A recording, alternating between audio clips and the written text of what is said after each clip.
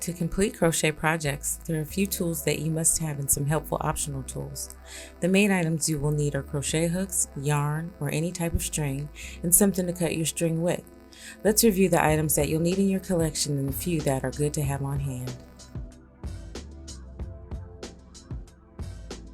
There are a variety of hook types. They come in many different materials and sizes. There are generic hooks and brand name hooks, inline hooks and tapered hooks. There are so many hook types that I won't be able to go through them all, but I'll show you what I have in my stash. And before I begin, no, you do not need anywhere near this many crochet hooks to create your projects. To begin, there are the aluminum hooks. These are your basic standard hook that most beginners start out with.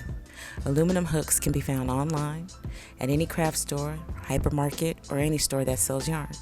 You can find these hooks sold individually or in sets. They come in a variety of colors and brands and sizes, ranging from 2mm to 19mm.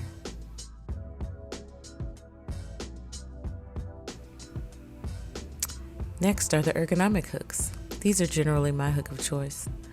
Ergonomic hooks are usually metal or wooden hooks with some type of handle. The handles make it more comfortable to work for long periods, especially when using small hook sizes. The handles come in a variety of materials from wood to rubber to plastic and many others.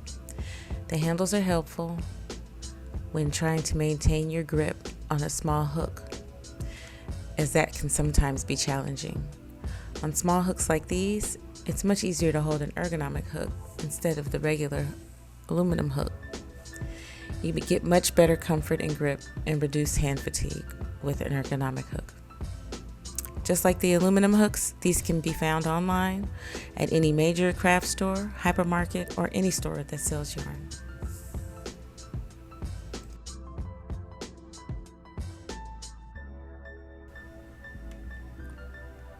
Then we have these tiny steel hooks. I use these hooks often when creating crochet jewelry with nylon thread, like this bracelet here. These hooks can get really small. This is a 0.6mm. If you can see the hook size on it, it's really tiny.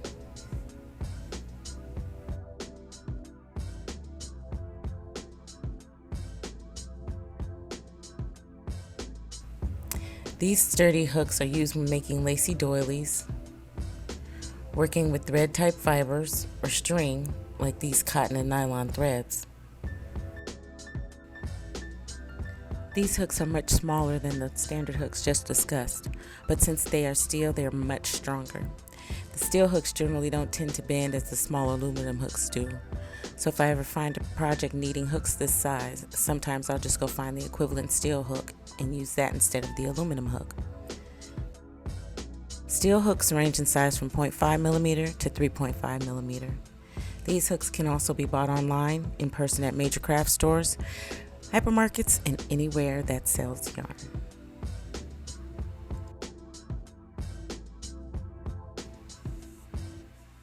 This specialty hook is double-ended. I got these online. I've never seen them in a store. I love the color and thought the concept was cool. Having one hook with two different sizes could truly lessen up the number of hooks needed in your stash. It did take me a while to realize that the number system for these hooks was in Japanese format. I actually hadn't even heard of it until I saw these hooks. The Japanese format is a completely different system than the US and UK identification systems. More on that later.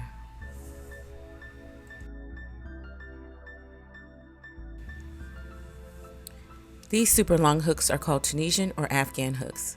Tunisian hooks are used to produce a different set of stitches and a different look than regular crochet. Some Tunisian crochet stitches resemble knitted stitches. If you're interested in having a knit look in your crochet projects, look into learning Tunisian crochet. Tunisian hooks have a normal hook on one end with an extremely long shaft and a stopper or end cap. Some even have long extension cables. These hooks are so long because Tunisian crochet requires the stitches to remain on the hook and then are looped back off, similar to knitting, but with the same hook. Sometimes you can find Tunisian hooks in craft stores, but I have mainly gotten mine off the internet.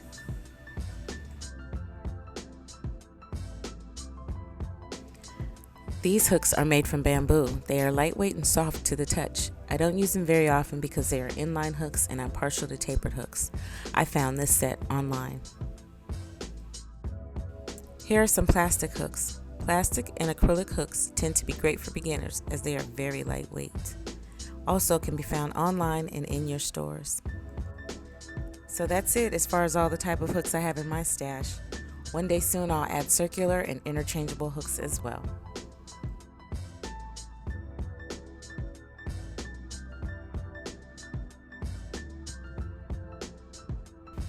Now let's talk about hook sizing.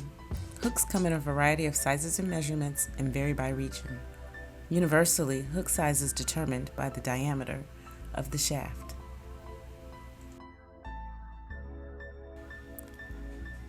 The main hook measurement is in millimeters. Pretty much every hook, except for these Japanese hooks, have millimeter markings on them. The 6.0 mm lets you know this hook is 6 millimeters in diameter at the shaft.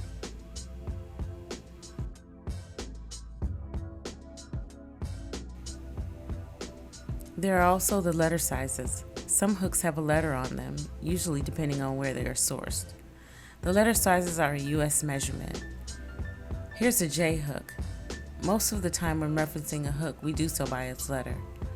The letter is just a representation of the millimeters. These two hooks here are the same size hook, both 6 millimeter. One just indicates that it's a J hook as well. Beware, letters and millimeter equivalents are not universal. Brands do tend to differ. I feel it's best to reference hooks by their metric value to avoid confusion. In addition to letters, there are also numbers. The numbers are also considered a US measurement. So a J hook is also a 10 regardless that it's 6 millimeters.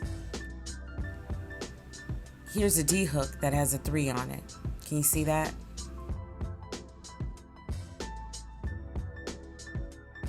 This E hook is also considered a 4.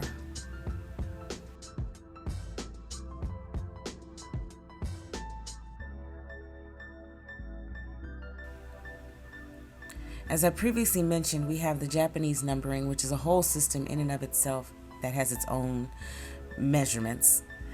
I'll provide a link to see how that numbering is, or you can also do a Google search to see which hook is equivalent in US hook terminology. So there you have it. That's a quick review of hook types and sizes. You can buy these pretty much in any craft store. You can certainly find them online. Amazon is a great resource and has many crochet hook sets that come with lots of accessories.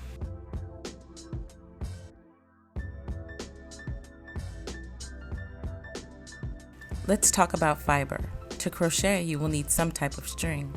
Usually that string is in the form of yarn or crochet thread, but you can use whatever you'd like as long as it can be converted into a form of string. Other commonly used items to crochet are plastic, jute, raffia, hemp, ribbon, etc. For my projects, I stick to mainly yarns and threads, size 3 weights being my favorite. I prefer natural fiber materials when creating apparel and only deviate from that when making jewelry, and then I use nylon thread. Here are a few yarns and threads that I have in my stash. Cotton yarns of various colors, preferring mercerized cotton to non-mercerized cotton. All of these are around the size type 3 range, so I'm not showing much variety here in that. Here's a stretchy cotton yarn that I like to use for swimwear or fitted tops or skirts or anything that needs to be clingy.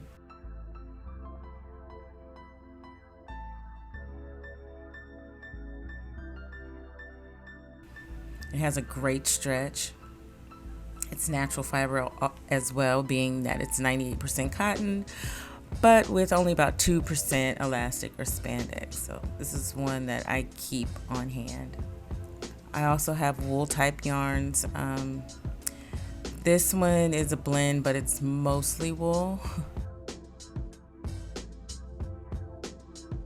Here's nylon thread that I use for jewelry making. And here are cotton threads in 10 and 3 weights. This and the nylon thread are what I would use steel hooks with, unless I'm doubling it up with another heavier weight yarn.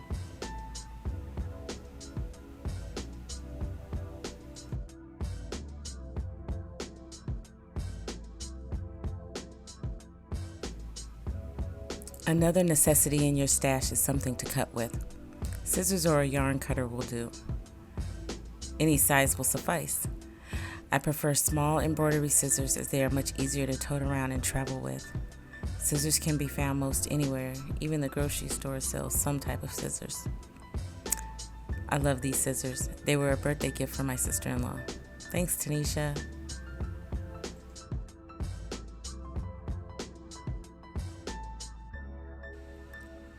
If you're doing any type of garment work or work that needs to match a gauge, a measuring tape is a must.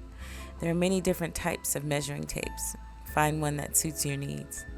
This is one of my favorite types of measuring tapes because it retracts easily, is compact, and won't unravel during travel.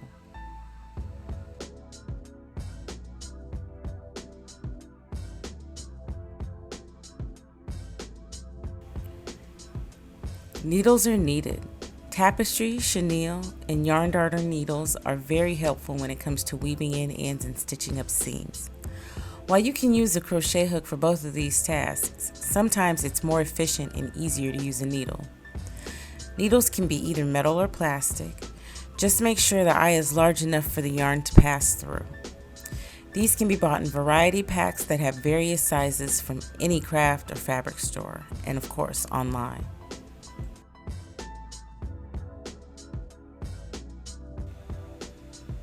These are stitch markers. Stitch markers are handy to use to help you keep count in your project and to mark where stitches begin and end. They're also helpful in locking your stitch into place when you're taking a hiatus from your project. If you don't have stitch markers on hand, a quick hack is to use yarn of a different color as a stitch marker.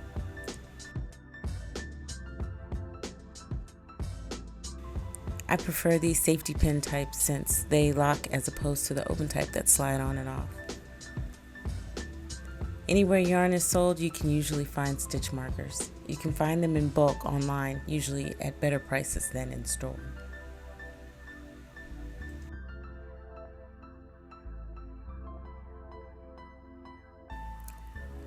One of my favorite other tools is my yarn bowl. This beautiful yarn bowl was a gift from my aunt. The yarn bowl is helpful in keeping your yarn in place, preventing it from rolling all over the floor and collecting lint and dust and whatever's on the floor or anywhere you have your yarn.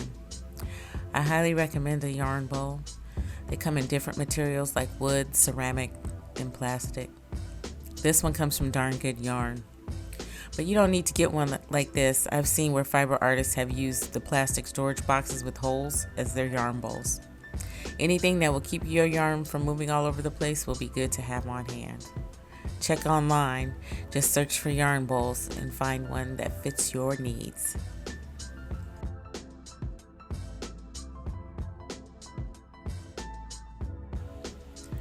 I also have my hook bag where I put my hooks and tools when it's time to go. Any size bag that will hold your hooks will do.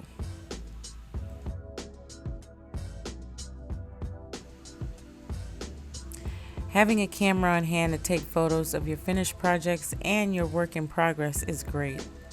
It doesn't have to be anything fancy. A phone camera will do just fine.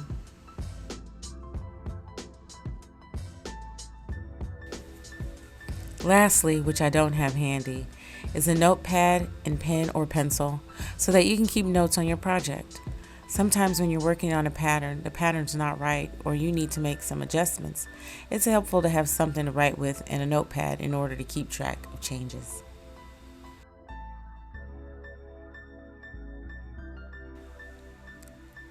So these are some of the basic tools you'll need to work on any crochet project.